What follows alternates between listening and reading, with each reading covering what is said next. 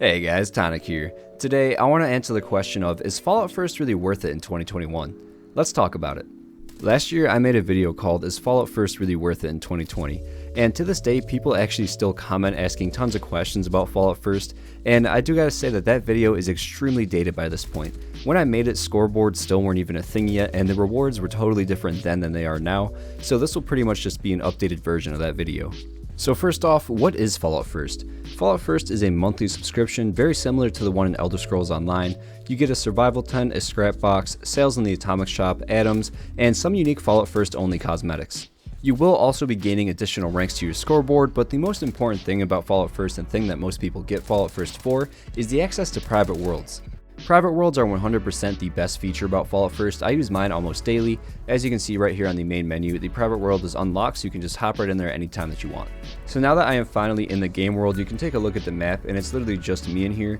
Now I have it set to friends only, so any of my friends can join me.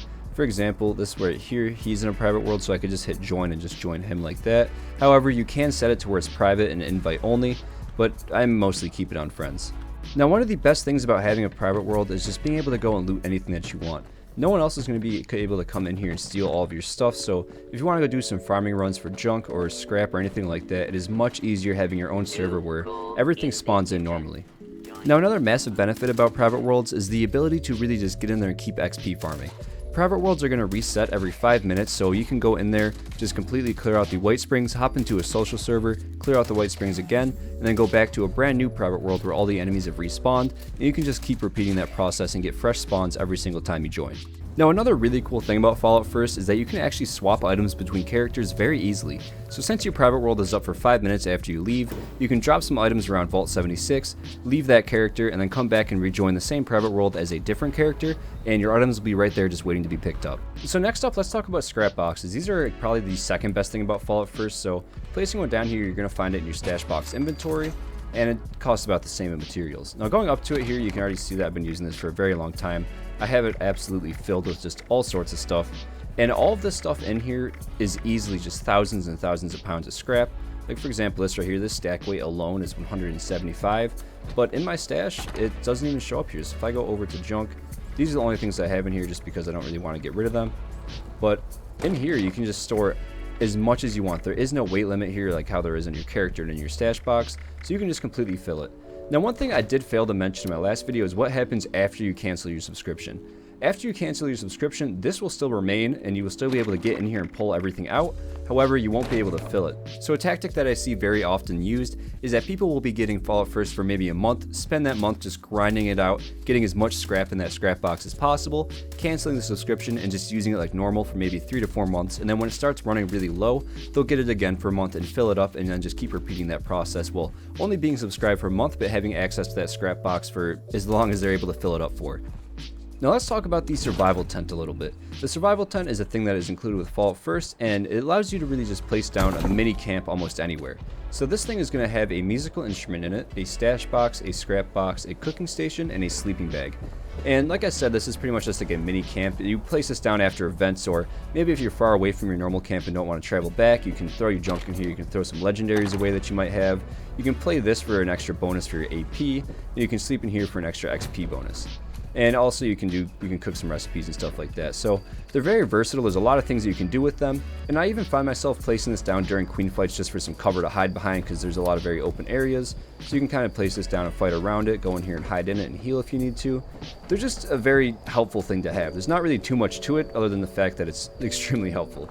Now, sometimes around the Wasteland you might see different skins on survival tents. However, they're only available for limited times, and if you get Fallout First and you don't have any tent skins available to you, don't worry because there are a lot more coming, and the ones that are coming in the future actually look a lot better than these ones, I think. So also when you get Fallout First, you are going to get a Fallout First tab in the atomic shop, and this is where all of your limited time rewards and stuff like that are going to go. So when you first get it, you are going to get the Ranger Armor outfit as well as the Ranger helmet, and you're also going to get these emotes right down here.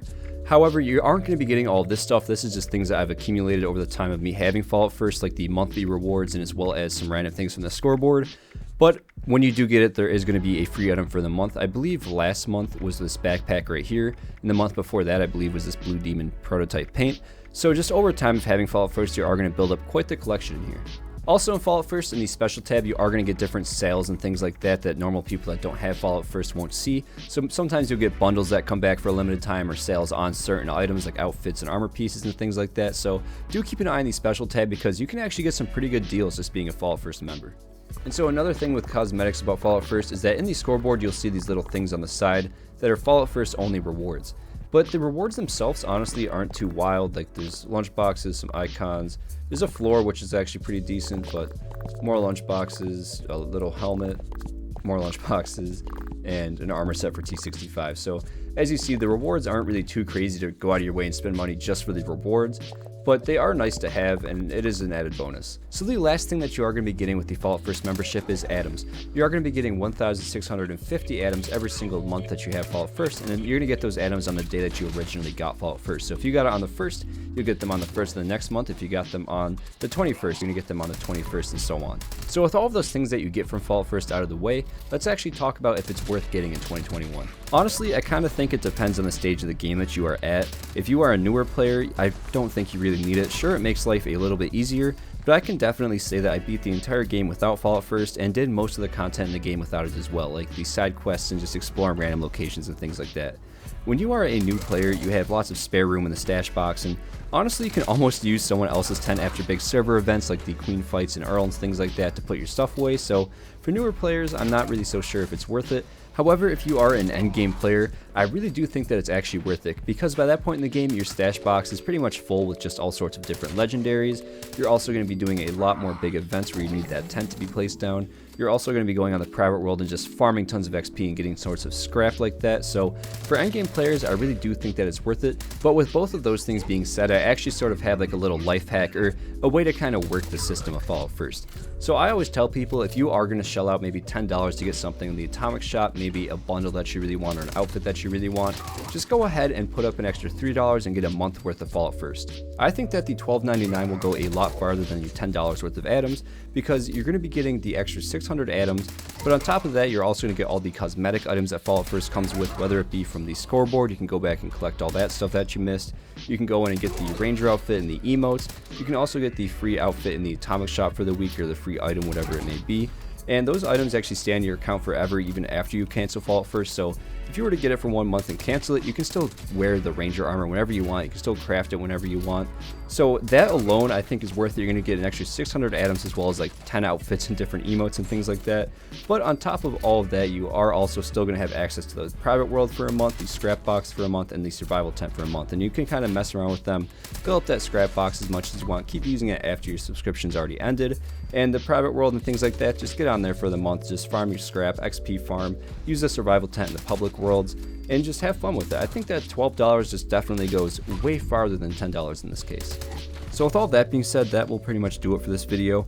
I hope that this helps a lot of people make the decision on Fallout First like the first one I did. Like I said in the beginning, people still actually comment on the video asking questions, and I try and answer as many as I can. So if you have any questions, 100% leave them below on this video and I will try my best to answer it. Thank you guys so much for watching, and a massive thank you to all the channel members: as Death93, Jaden James, Blackburn, Yosevated, Patrick Ruda, 23 Icefire, Jay Smith, Argent Deer, Bowser Double Frang, Ice Cream Manny, Chris Decker, Robert Kennard, Theodore, Captain Awesome, Digital Aardvark, Lone Samurai OG, Theathan Gaming, Christy Mel, and Schwitz. You guys are amazing. I love you guys, and have a great weekend.